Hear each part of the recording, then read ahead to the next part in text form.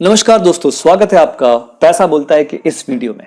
Retirement planning हमारे जिंदगी का बहुत ही अहम हिस्सा है और हमारी फाइनेंशियल प्लानिंग का भी बहुत ही अहम हिस्सा है। उसके बावजूद रिटायरमेंट प्लानिंग हमारी फाइनेंशियल प्लानिंग में सबसे आखिरी में आती है।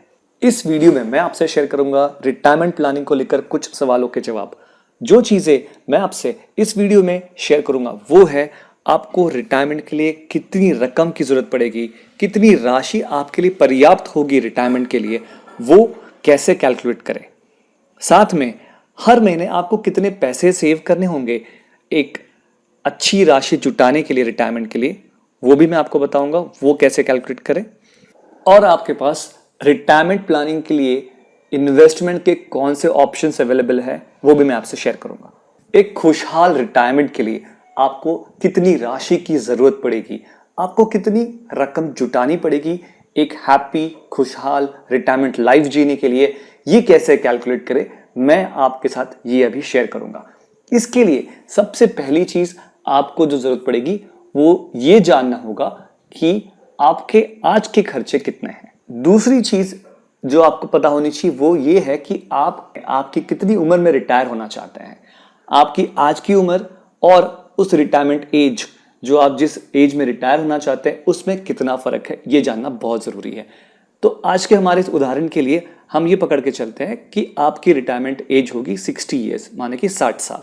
आपने ये डिसाइड कर रखा है कि आप 60 साल की उम्र में रिटायर होंगे। ये तो आप जानते ही होंगे कि आज आप जितने पैसों में अपना राशन खरीद पाते हैं उतने ही पैसों में आज से 20 साल बाद आप नहीं खरीद पाएंगे आपका राशन। तो ये हमें जानना जरूरी है कि आज के हमारे जो खर्चे हैं, जितने भी रकम में आज हमारे खर्चे हो रहे हैं, उन्हीं खर्चों को चलाने के लिए हमें 20 साल बाद या 30 साल बाद ये आपकी रिटायरमेंट की एज के टाइम पर कितना पैसा लगेगा। हमारे रिटायरमेंट के बाद के एक्सपेंसेस कैलकुलेट करने के लिए हम कुछ चीजें मान के चलते हैं। हम ये मान के चलते हैं कि हमारी रिटायरमेंट के वक्त हमको ईएमआईज जो आज हमारी चल रही हैं वो नहीं भरनी पड़ेंगी, चाहे वो घर का ईएमआई हो या आपका कार लोन का ईएमआई हो या किसी और प्रकार का ईएमआई हो, वो हम ये मान के चलते हैं कि वो हमें नहीं भरनी पड़ेंगी। दूसरी चीज जो आपको मान के चलनी है वो है कि आपके रिटायरमेंट के वक्त आपकी बच्चों की स्कूल फीस अगर आप भर रहे हैं आज, वो भी आपको उस वक्त नहीं भरनी पड़ेंगी। ऐसी कुछ मान्यताओं और अजम्पशंस के साथ हम रिटायरमेंट के वक्त जो हमारे खर्चे रहेंगे उसका अंदाजा लगाने की कोशिश करेंगे। अभी लगने वाले टोटल खर्चों को निकालने के लिए आप आपके टोटल इनकम में से आपकी ईएमआईज माइनस कर दीजिए, उसमें से चिल्ड्रंस फीस, बच्चों की फीस आप जो भर रहे हैं वो भी माइनस कर दीजिए। ये माइनस करके आपके पास जो अमाउंट आएगा वो रहेगा आपका आज का टोटल खर्चा। अब आपको निकालना है आपकी रिटायरमेंट के वक्त इतना ही खर्चा चलाने के लिए आपको कितनी रकम की जरूरत पड़ेगी। ये निकालने के लिए पहले तो आपको ये पता होना चाहिए कि आपकी रिटायरमेंट की एज और आपकी प्रेजेंट एज, जो एज आपकी आज है, उसमें कितना फर्क है। तो ये मान के चलते हैं कि आपकी अभी की एज, आज की एज 30 साल है और आपने रिटायरमेंट की एज मान रखी है 60 साल। तो इसमें फर्क आएगा 30 सालों का, 30 ईयर्स का। आप तो ये जानते ही होंगे कि महंगाई की वजह से हमारी पैसों की कीमत हर साल कम होते चली जाती है। आज जो चीज आपको 100 रुपए में मिल रही है, कल उसे ही पाने के लिए आपको शायद 105 या 110 रुपए देने पड़े। इस महंगाई से हमारे पैसों की कीमत हर साल कम होते चली जाती है और इसीलिए कोई भी चीज खरीदने के लिए कल हमें ज्यादा पैसे देने पड़ते हैं। इस चीज को हमें हमारे कैलकुलेशन में डालना पड़ेगा। हम ये पकड़ के चलते हैं, ये मान के चलते हैं कि महंगाई का जो दर है, जिसे इन्फ्लेशन रेट कहते हैं, वो हर साल 6% रहेगा।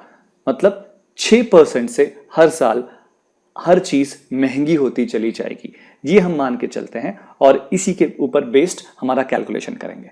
30 साल बाद आपके आज के जो खर्चे हैं वो चलाने के लिए आपको कितनी रकम लगेगी, ये निकालने के लिए आप आज की खर्चे की रकम को, महीने की जो आपकी खर्चे की रकम है, उसे 5.75 से मल्टीप्लाई कर दीजिए। ये जो आंसर आपको मिलेगा वो रहेगा आपका 30 साल बाद का हर महीने का खर्चा।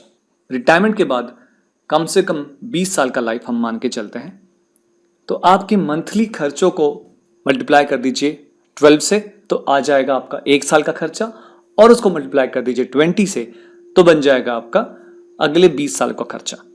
तो ये जो अमाउंट रहेगी, ये रहेगी आपकी रिक्वायरमेंट, आपकी ज़रूरत एक हैप्पी रिटायरमेंट लाइफ जीने के लिए। ये रहेगा आपका रिटायरमेंट कॉर्पस, मतलब कि इतनी रकम आपके पास होनी ही चाहिए आपके रिटायरमेंट के वक्त, ताकि आप एक खुशहाल और हेल्दी रिटायर्ड लाइफ जी सकें। ये रकम देखकर आपको ज़रूर पसीने छूट रहे होंगे, क्योंकि इतनी बड़ी रकम आप कैसे जमा कर पाएंगे। पर घबराए नहीं, इसे जमा करना बहुत मुश्किल नहीं है। 30 साल में आप अगर रेगुलर सेविंग करते हैं आपके रिटायरमेंट के लिए, तो ये टारगेट आप ज़रूर अचीव कर सकते हैं। इस राशि को जुटाने की प्लानिंग के लिए हम ये मान के चलते हैं कि आप रिटायरमेंट प्लानिंग के लिए जहाँ कहीं भी पैसा इन्वेस्ट कर रहे हैं, वहाँ आपको 10% एवरेज रिटर्न मिल रहा है। इस रकम को जुटाने के लिए आपको मंथली सेविंग जो आज से करनी होगी, वो होगी इतनी अमाउंट। और अगर इसे देखकर आपको लगता है कि इतनी अमाउंट तो आज आप सेव नहीं कर सकते, तो आप शुरू ही नहीं कर सकेंगे। और साथ में इतना पैसा सेव करने के लिए आपकी करंट सैलरी आपको अलाउ नहीं करती, ऐसा अगर आपको लगता है तो घबराए नहीं। इसमें से भी एक तरीका है जिसको अपनाकर आप आपकी रिटायरमेंट कॉर्पस जरूर सेव कर सकते हैं, भले ही आज आप इतना अमाउंट सेव ना कर सकते हो। इसके लिए आपको शुरुआत करनी होगी बहुत ही आसान सी लगने वाली रकम से, जो कि होगी ये रकम। इस रकम से अगर आप शुरुआत करते हैं आज से, और हर साल आप इस रकम के 10% ज्यादा सेविंग करते चले जाते हैं, तो आप 30 सालों में आपको लगने वाली रिटायरमेंट रकम पूरी जुटा लेंगे। जी हाँ दोस्तों, ये इतना ही आसान है। शुरुआत आपको करनी होगी इस रकम से। 1 साल पूरा होने पे इसमें आपकी जो महीने की आप जो अमाउंट जमा कर रहे हैं, उसमें 10% बढ़ा दीजिए, तो आपकी नई रकम हो जाएगी जो आप मंथली सेव कर रहे हैं, वो ये। इसे फिर 1 साल इतना ही इन्वेस्ट करते रहें। उसके बाद दोबारा इस रकम को थोड़ा बढ़ा दीजिए, क्योंकि हम ये मान के चल रहे हैं कि हर साल आपकी सैलरी, आपकी इनकम थोड़ी ना थोड़ी जरूर बढ़ रही होगी, तो आपको आपकी सेविंग्स भी थोड़ी बढ़ानी पड़ेगी। इस तरह से अगर हर साल आप आपकी मंथली सेविंग्स रिटायरमेंट के लिए जो आप कर रहे हैं, उसमें 10% बढ़ा देते हैं, तो आप आसानी से आपके इस टारगेट को आने वाले समय में अचीव कर सकते हैं। तो इतना ही सरल है दोस्तों। आपको शुरुआत भले ही छोटी करनी है, पर धीरे धीरे इस रकम को बढ़ाते चले जाना है। आपके महीने के खर्चों को चलाने के लिए आज जो आपको रकम लग रही है, इन्हीं खर्चों को चलाने के लिए 20 साल बाद या 30 साल बाद क्या रकम लगेगी महंगाई दर जोड़ के, ये निकालने के लिए मैंने इस्तेमाल किया है एक गणित का फॉर्मूला।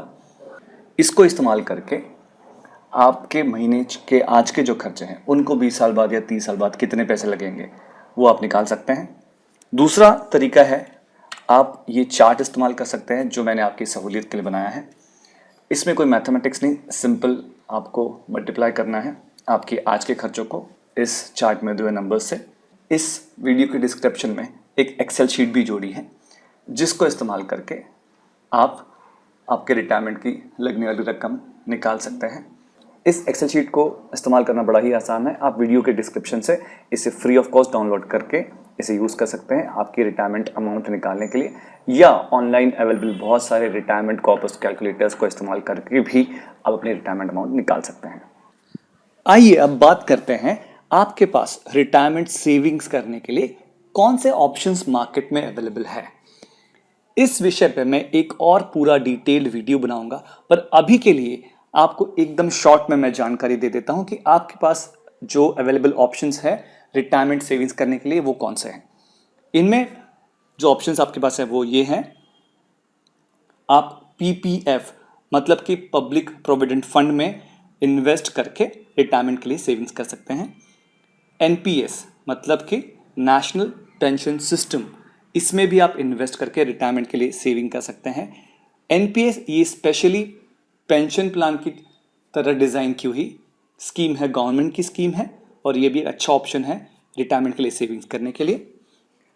म्यूचुअल फंड्स में भी कुछ रिटायरमेंट सेविंग स्कीम्स होती है, जिसमें आप इन्वेस्ट करके अच्छा रिटर्न कमा सकते हैं और आपके रिटायरमेंट के लिए सेविंग्स कर सकते हैं। वैसे ही इंश्योरेंस कंपनीज भी इंश्योरेंस प्लान्स के रूप में रिटायरमेंट सेविंग स्कीम्स देती है, रिटायरमेंट जो इंश्योरेंस के अंतर्गत आती है, इसमें भी आप इन्वेस्ट करके रिटायरमेंट के लिए सेविंग्स कर सकते हैं। तो ये कुछ प्लान्स है जो आपके लिए मार्केट में अवेलेबल है कि सेविंग्स करने के लिए या रिटायरमेंट प्लानिंग करने के लिए। इनको आप अपनी आवश्यकता और आपकी इन्वेस्टमेंट गोल्स के हिसाब से चुनकर इनमें आप अपने पैसे इन्वेस्ट कर सकते हैं। रिटायरमेंट प्लानिंग हमारी फाइनेंशियल प्लानिंग का बहुत ही अहम हिस्सा है और हमारी जिंदगी का भी बहुत ही अहम हिस्सा है दोस्तों। इसे नज़रअंदाज बिल्कुल ना करें। अगर अभी तक आपने रिटायरमेंट प्लानिंग शुरू नहीं की है और उसके लिए पैसा जमा करना शुरू नहीं किया है तो तुरंत शुरुआत करें, बिल्कुल भी देर ना करें। जितनी आप देर करेंगे उतनी ही मुश्किलें आपके लिए बढ़ती जाएंगी रिटायरमेंट सेविंग्स के लिए। अगर ये वीडियो आपको अच्छा लगा तो इस चैनल को सब्सक्राइब जरूर करें, वीडियो को लाइक करें और शेयर करना ना भूलें।